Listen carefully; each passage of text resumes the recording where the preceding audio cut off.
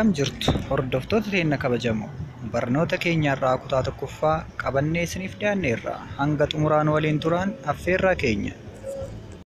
Barnoota har'aa keenya keessatti 8 basic building block keessaa isa tarree sadaffaarratti argamu isa hundee ijaarsa daldala keenyaa keessaa torban keessaa tokkoffaarratti argamu asset list kan jedhamu ilaalla jechuudha. Asset list jechuun maali? Kuufama qabeenyaa jechuun maali? Yookiin immoo tarree qabeenyaa jechuun maali? Tarree qabeenyaa jechuun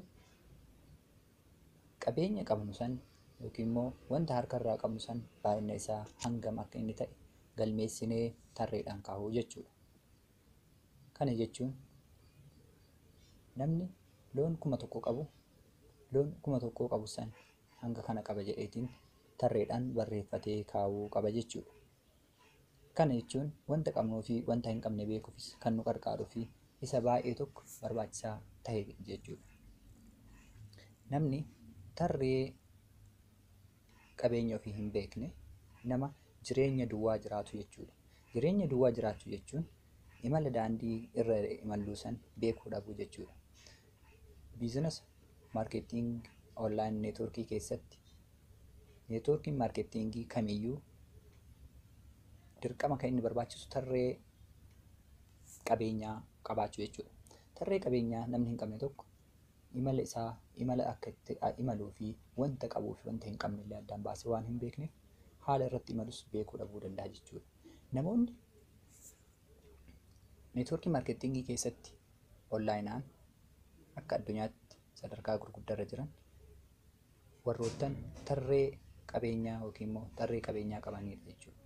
Isaan kunis haala tarree qabeenyaa qaban kanaan professional jedhamanii beekamu. Namoonni kunis hayyoonni hedduun akkas jedhanii dubbatu. Professions of professionals jedhan warroottan tarree qabeenyaa ofii kana beekanii asset list ofii kanaan socho'an jechuudha. Asset list jechuun namni tokko gara hojii isaa seenuudhaaf qabeenya isa barbaachisa. Qabeenya isa barbaachisu kana keessaa inni guddaan kaapitaala ka'umsaa yookiin immoo kaapitaala hojii isaa isa barbaachisaa jechuudha. Kaapitaala hojii isaatiin ala namni gara hojii tokkootti seenu hin jiru waan ta'eef jechuudha. Egaa hordoftoota keenya kaapitaalli ka'umsa maltii liival maarkeet keessatti maali? Kaapitaalli keenya maal ta'a laata? Sila akka daldalaa san qarshii miliyoona 100,000, 50,000, 10,000, 2,000, 5,000 ta'a moo maali? Tarreen nu barbaachisu kun jennee haa ilaallu. Tarreen MLM keessatti maltii liival maarkeet keessatti nu barbaachisu tarreen inni jalqabaa tarree qabeenya yookiin immoo tarree qabeenya people's asset jedhama jechuudha. Tarree namootaa jedhama jechuudha. Tarree namootaa kana haala garaagaraatiin ilaaluu dandeenya. Namootaan tarree keessa galfannu kana mootuyyuu haala 3 hanga 5 ilaaluu dandeenya. Namni tokko jedha umrii isaa keessatti gaafa waggaa 18 gahe irraa qabee yoo xiqqaate nama 150 ol beekuu danda'a jedhamee tilmaamama. Nama 150 qabnu kana immoo iddoo sadiitti qoonnee yookiin immoo namootaan qabnu kana iddoo sadii qoonnee ilaaluu dandeenya. Isaan jalqabaa hot contact jedhaman. Warrootan baay'eetti dhiyaannu warrootan osoo jaannata har'a jaannata seenuu hin danda'amu yookiin immoo har'a qarshii wayii hin raabsama. Har'a lootariin siif ba'a. Har'a diiviin sii dhufee jira. Har'a sadarkaa akkanaarra geettee jirta. Qabeenya guddaa argatte eenyu kennite yoo jedhamee gaafatamu warroottan 3 hanga 5 keessaa akka waamuu dandeenyu isaan sunniin hot contact jedhamu jechuudha. Isaan lammaffaan mootu warm contact jedhaman. Warm contact jechuun sababa dalagaa garaagaraa iddoowwan hojii keenyaatitti namoota walitti dhufnuu fi namoota wal arginu jechuudha.